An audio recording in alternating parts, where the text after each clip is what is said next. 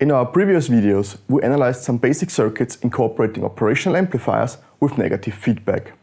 For all those calculations, we assumed that our operational amplifier is ideal. This made our investigations much easier, because we could apply the rules we've learned. But in the lab, there is no such thing as an ideal operational amplifier. There are only real ones. Real operational amplifiers no longer satisfy our rules and have other properties you might want to consider during circuit design. So let's talk about non-idealities of operational amplifiers.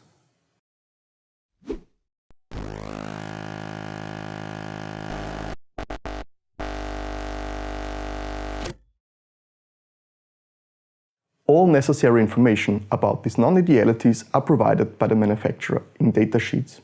The non-idealities we want to discuss today are the offset voltage, the bias and offset currents, the slew rate and the gain bandwidth product. All of these depend on the operational amplifier you want to use in your design and even change from device to device. Let's start with the offset voltage. As we have learned in one of our previous videos, the output voltage Vout equals the differential gain Gd times the differential input voltage Vd. If we apply the same voltage to the inverting and non-inverting input, or simply short-circuit the two inputs, the differential input voltage is 0 volts. Consequently, an ideal operational amplifier would give us an output voltage Vout of 0 volts. If we experiment with a real operational amplifier, we will see that the output is not 0 volts as we wished for. The effect is caused by the not perfectly symmetric differential input stage of our operational amplifier. In order to force the output voltage to 0 volts, we have to apply a certain voltage between the two inputs. The voltage we have to apply is called the offset voltage VOS. If we consider the offset voltage for negative feedback amplifiers, we no longer can apply the first rule, which stated the differential input voltage is 0 volts. To circumvent this problem, we use a little but powerful trick called modeling. Instead of analyzing the real operational amplifier with its offset voltage, we use an ideal one and add a voltage source to either the inverting or non-inverting input to represent the offset voltage. And from now on, all we have to do is to apply the superposition principle, just as we did for some of the other circuits. As an example, let's take a closer look at the inverting amplifier and add the offset voltage. In one of our previous videos, we derived the output voltage Vout as a function of input voltage Vin and the two resistors R1 and R2. In our current example, this shall be the output voltage Vout prime if we just consider the input voltage Vin and replace VOS by a short. In a second step, we replace Vin by a short and calculate Vout double prime as a result of the offset voltage VOS. By redrawing the circuit, we get a non-inverting amplifier with a negative input voltage and can write the second output voltage. By summing up the individual parts, we obtain the total output voltage. Using the gain G of our inverting amplifier, we can rewrite the output voltage. For the given example, this means the higher we choose our gain, the more problematic the offset voltage will become. However, since we're now able to analyze the impact of the offset voltage on our circuit, we can pick a suitable operational amplifier with a low offset voltage. To do so, we set the limit to the offset voltage and only select operational amplifiers whose offset voltage will not exceed this limit. Further non-idealities are the currents flowing in the inverting and non-inverting input. Until now, we assumed that no current is flowing into either input. But once we consider a real operational amplifier, this assumption no longer holds true and currents are flowing into the inverting and non-inverting input. Instead of providing the currents into the inverting and non-inverting input, the bias current IB and offset current IOS can be found in the datasheets. Bias and offset current share some similarities with the common mode and differential mode voltages we talked about in one of our previous videos. The bias current gives the mean current flowing into and out of both inputs. The offset current is the difference between the two input currents. This means that half of the offset current flows into one input and out of the other one. Providing the input currents this way allows us to analyze certain effects in our circuit more conveniently. In order to investigate the impact of the input currents, we model our circuit as we did before with the offset voltage. The currents are of course represented by current sources. The bias current flows in the same direction for both inputs, while the offset current is sourced into one input and drawn from the other one.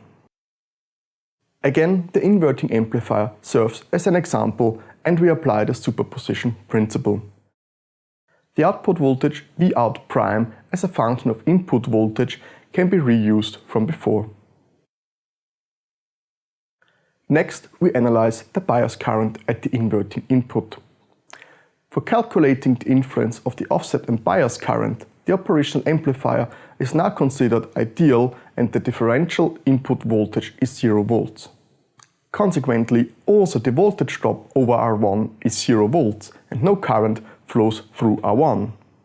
This means that the entire bias current has to flow through R2 and cause a voltage drop. By solving loop 1, we get the output voltage Vout double prime as a result of the bias current at the inverting input. We go on with the bias current at the non-inverting input and can see that the current source is shorted and the bias current has no effect on the output. As for the offset current, we can see that it is affecting our circuit just like the bias current at the inverting input. We can simply reuse this result from before and substitute the offset current. The total output voltage is calculated as the sum of our individual results. Rewriting the total output voltage shows that the larger resistor R2 increases the impact of bias and offset current. With respect to them, a smaller resistor R2 would be beneficial.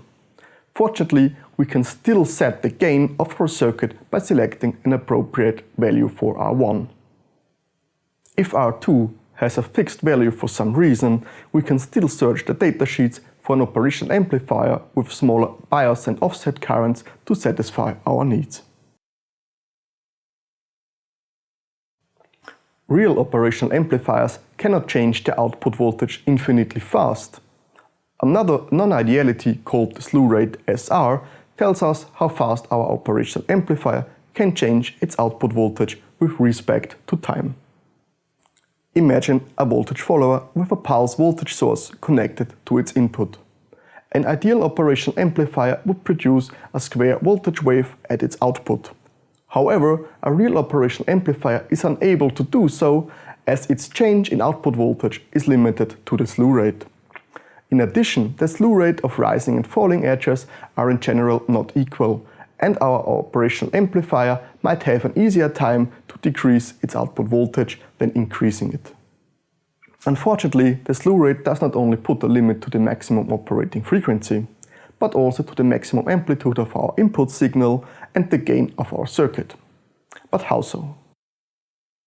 Let us investigate a small example.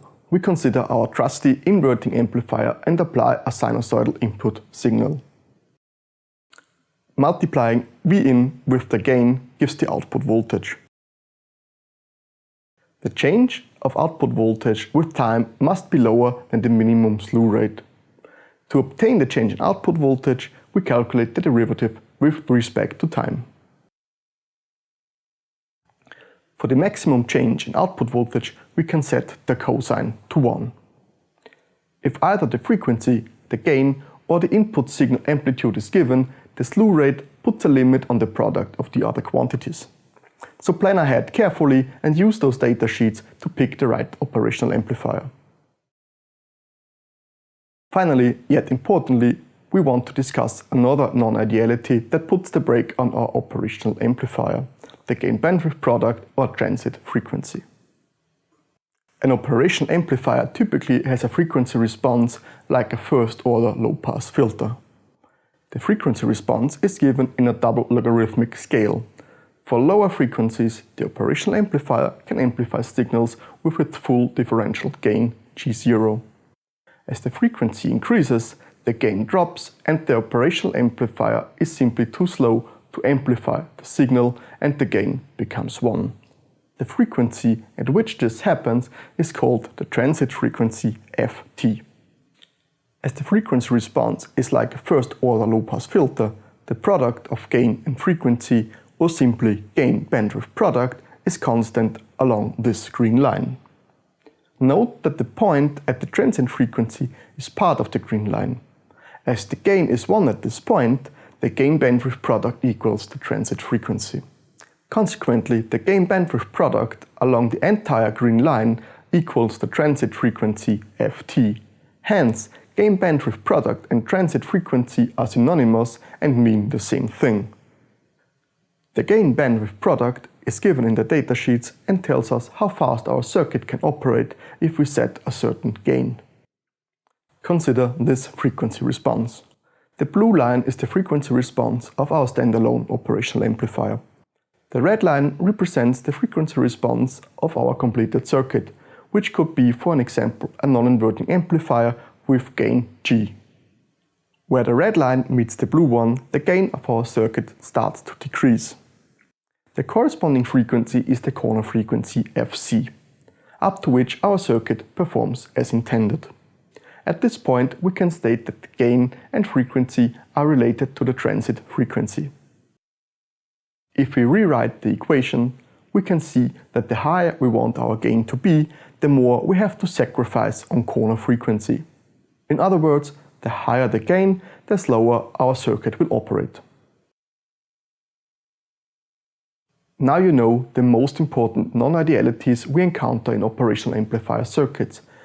By modeling the offset voltage, bias current and offset currents with voltage and current sources respectively, we can apply our rules for operational amplifiers again. This enables us to study their impact on our circuit's performance. Other quantities like the slew rate and the gain-bandwidth product limit the operating range of our circuit in terms of maximum frequency, gain, or even input signal amplitude. All of these might become important at one point or another during circuit design. So if your circuit does not work as you have planned, make sure to check some of these non-idealities.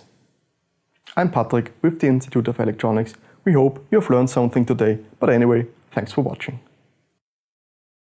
If you want to learn more about operational amplifier circuits, we highly recommend The Art of Electronics by Horowitz and Hill, as well as Elektronische Schaltungstechnik by members of our institute.